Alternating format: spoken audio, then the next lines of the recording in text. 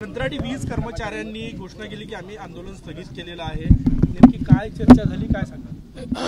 कंत्राटी जे कर्मचारी आहेत त्यांचे काही मूलभूत प्रश्न होते, त्याच्यावर आमची चर्चा झालेली आहे।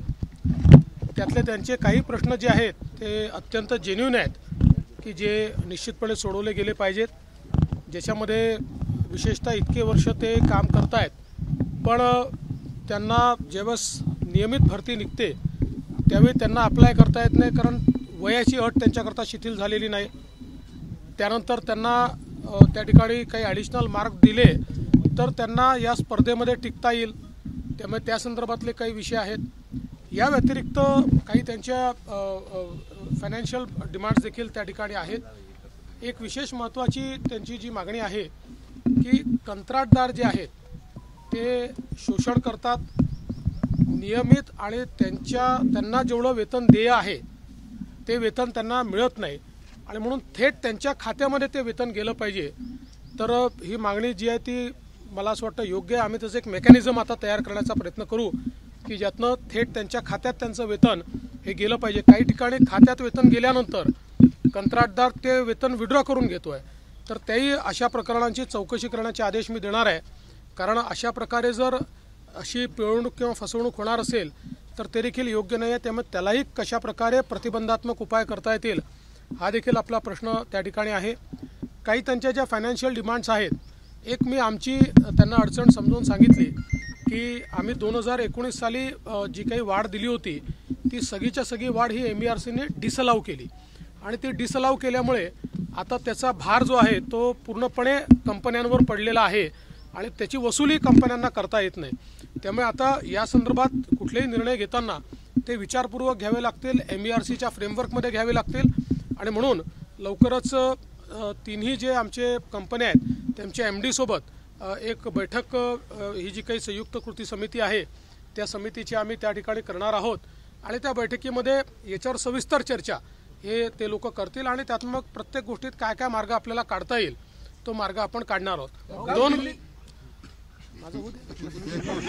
दिल्लीची घाई करून दोन गोष्टी यात मला महत्त्वाच्या सांगायच्या आहेत। एक की कंत्राटी कामगार जे आहेत यांच्याबद्दल शासनाचा अप्रोच हा संवेदनशीलतेचा असणार आहे, कारण शेवटी ही आपलीच मुलं आहेत आणि त्यांना देखील बऱ्याच हार्डशिपला पुढे जावं लागतं। त्यामुळे त्यांचे काही इन्शुरन्सचे विषय आहेत, काही त्यांचे मेडिक्लेमचे विषय आहेत। टप्प्याटप्प्यानं या विषयात कसा आपल्याला मार्ग काढता येईल हाही प्रयत्न आम्ही निश्चितपणे त्या ठिकाणी करणार आहोत। त्याचवेळी मी एक गोष्ट मात्र निक्षून सांगितलेली आहे की इनडिसिप्लिन, अनुशासनहीनता ही कुठल्याही परिस्थितीत सहन केली जाणार नाही। कोणी जर हिंसा करत असेल, मारामाऱ्या करत असेल, अडवणूक करत असेल तर मात्र आम्ही ते काही मान्य करणार नाही। त्यामुळे त्यांनी ज्या काही मागण्या असतील त्या न्यायपूर्ण पद्धतीनं, त्या लोकशाही पद्धतीनं मांडल्या पाहिजेत। जरूर त्याचा सकारात्मक विचार आम्ही करू हे देखील निक्षून सांगितलं। दिल्लीत काल बैठक झाली उशिरापर्यंत, काय तोडगा निघाला, काय चर्चा, फॉर्म्युला मिळाला? दिल्लीतली बैठक ही सकारात्मक झालेली आहे।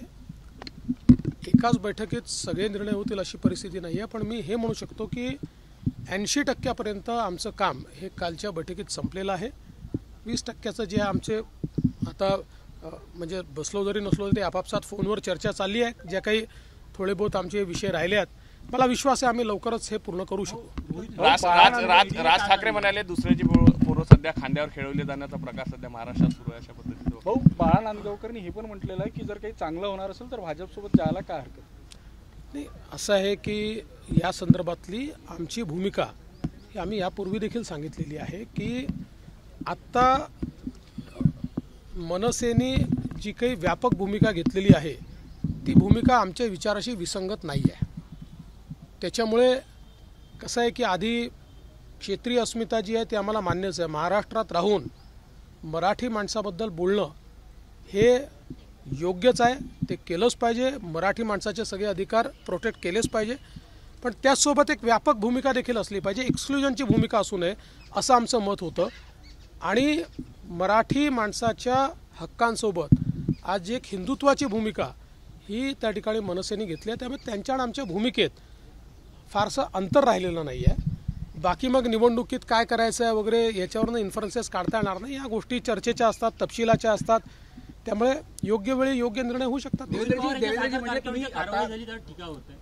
मला काय माहिती, माझा काय संबंध आहे? तिघ जणांसोबत आता चौथा बीड विणार मनसे तुम्ही जे संकेत देता त्यावरून नाही, मी कुठलेच संकेत तुम्हाला दिलेले नाही. तुमचे डोके क्लिअर केले आहेत मी. तुम्ही जे अंदाज पंची चालवता त्याबद्दल तुम्हाला मी काय फॅक्ट आहे हे एवढं सांगितलेलं आहे. काय सांगितलं? जाहीर होण्याची कधीपर्यंत जाहीर होण्याची शक्यता किती दिवस तरी अंदाजे? आचारसंहिता लागायच्या आधी व्हायला पाहिजे. प्रकाश आंबेडकरांनी काँग्रेसवरही टीका केली आहे. त्यांनी म्हटलं की काँग्रेसचे नेते सुभारीबाज आहे आणि भाजपवरही टीका केली आहे. साहेब आंबेडकर साहेब कोणाबद्दल काय बोलतात, कधी बोलतात, या संदर्भात मी काय सांगू? मी एवढंच सांगतो की आमच्या शुभेच्छा आहेत बस. कोस्टल रोडचं सोमवारी उद्घाटन. कल जो बैठक हुई दिल्ली में, क्या चर्चा हुई? देखिए, कल जो बैठक हमारी हुई है इसमें बहुत सकारात्मक चर्चा हुई है.